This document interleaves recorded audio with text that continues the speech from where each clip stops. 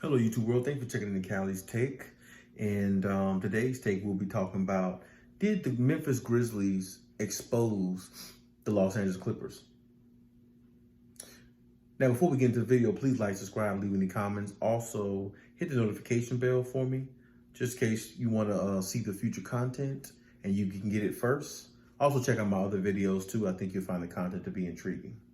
So let's just go ahead and jump right into it. When I think about this game specifically, to me, the biggest glaring weakness that the Clippers have had these last couple seasons, like I've said before, is the fact that they don't have a legitimate point guard. You cannot count on Patrick Beverley. He's just not good enough. He's not guarding somebody like, John Morant, and he's just not good enough. And then you look at Reggie Jackson. Reggie Jackson has had decent moments in his career, and he's had some really low lights in his career, you know what I'm saying? So I can't say he's the more of a dependable point guard either, based upon his track record. So they really need to get somebody in there who can get them in their sets better. And I feel like, if you have a point guard that's legit, it's less double teams for Kawhi, it's less double teams possibly for even Paul George, because a lot of times when Kawhi gets in his mode or when he gets in his position at the elbow where he likes it, when they're doing the triangle offense, where he does his, patented turnaround fadeaway, mid-range, a lot of times the defense collapses on him. He gets double teamed because nobody really respects, Patrick Beverley shooting. Now, when Patrick Beverley knocks down a shot, everybody's surprised. So the fact that nobody really respects him as a point guard, Kawhi is getting more double teams, or PG's getting more double teams if he tries to post up because, like I said, the point guard play is it's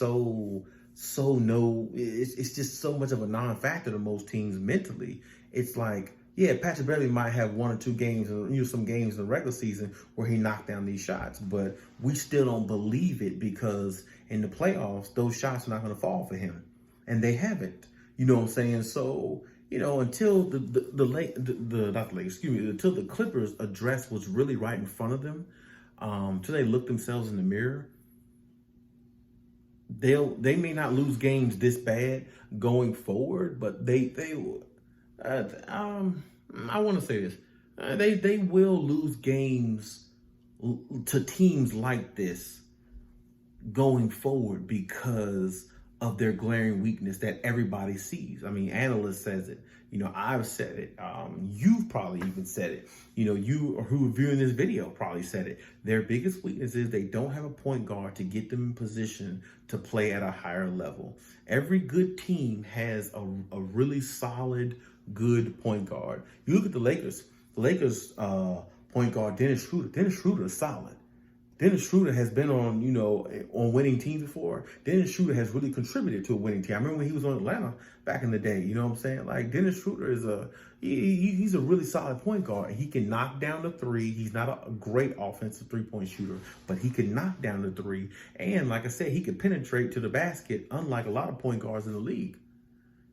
So when you got a point guard like that that's respected, it makes the defense stand back. It makes them go back on their heels. And, when I look at the Clippers, they don't have a point guard that's respected. Reggie Jackson has always been injury prone. And when he has had his highlights, they've been very minimal, minimal years, not many. And then, like I said, Patrick Beverley has never really been a true point guard to me.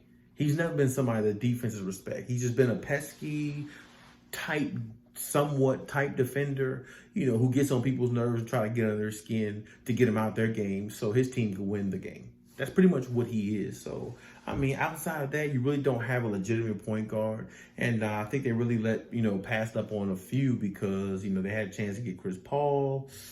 Didn't get that one. They had a chance for Rondo. Didn't get that one. It's like, I don't know. Like, it's the Clippers organization just needs to be better. And I'm just going to say it right now. I'm not sure if this team is getting better, or I'm not sure if they're really actually seeing what's in front of them. You cannot give a player like Luke Kennard $64 million. If you're going to give a player like him $64 million, please go get Kawhi and PG a point guard. go pay a point guard that type money, because you really need a point guard to get these players in their sets and take double teams off of them. Like I said, when Kawhi was in Toronto with Kyle Lowry, Kawhi hardly ever got double teamed like that. And when he did, he would kill the defense because he would kick it right back out to Kyle Lowry. Either Kyle Lowry would knock down a three or pass to somebody else wide open in the corner, like maybe Siakam or somebody like that, to knock down the three and, keep the offense moving. So it's like, to me, when you have that point guard, it just makes all the world difference, especially when you got a solid point guard who doesn't turn the ball over. And Kyle Lowry is one of those solid point guards, So, I mean, it's, like I said, I'm not going to say the Grizzlies exposed them, but I'm just going to say this. The Grizzlies should have opened up the Clippers' eyes to what's glaring to everybody else, which is their point guard issues. I mean, I'm just telling you the facts, you know what I'm saying? So, Paul George, I think he had like 14, 15 points a night. Kawhi had like 17. Both of them struggled. It just wasn't their night. They both didn't really play awfully well. And, they didn't play, really good. They just didn't have it tonight, you know what I'm saying? So, and I understand that. And I don't want to overreact over one game too much, but it's like, we all, before the season, we said what the Clippers need to address to get better. And they've gotten better just based upon, how they run their sets and plays and stuff like that through Tyronn Lue and everything, and adding Ibaka and Batum. But, you can't always count on them to be the two other guys that make this offense gel. You have to get a legitimate point guard who can make the offense gel through other players and take double teams off of superstars. So this is what I'm saying. Like, it's the Clippers still in second place. They're still in good position. They're still up there. But at the same time, you're going to run into teams like this. They're going to run into teams like this. It's really going to give them a run. And if the other team's point guard is playing at a high level and Patrick Beverley's playing like, trash or something like that, they're not going to come back and win, because you don't have a point guard that can settle a team down and put them in position to be what they need to be whenever they need to be it. And like I said, everybody can see their weaknesses. So I'm not going to say Grizzlies exposed them, but Grizzlies definitely should have opened their eyes up to what's pretty damn obvious. And that's getting a point guard. So hopefully they address that. Hopefully they take care of that soon. I'm not worried about Kawhi and PG. They will definitely bounce back from this game and probably have 20-something points next game. Both of them are still great players for a reason. So especially Kawhi Leonard, I definitely think he's a great player.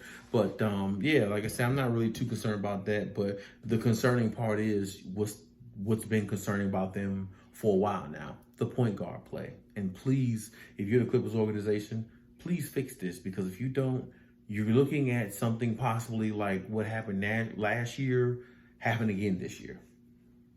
So, we'll see exactly, what changes or what, adjustments are going to be made going forward, whether it's trades or whether, in certain different lineups in there, who knows? But at the same time, they better address it quick, because the playoffs are coming around quick and you'll be going home quick if you don't make the proper adjustments. But that's my take on it. That's my opinion. Leave any comments in the comment section. Let me know what you think. And hey, till next time.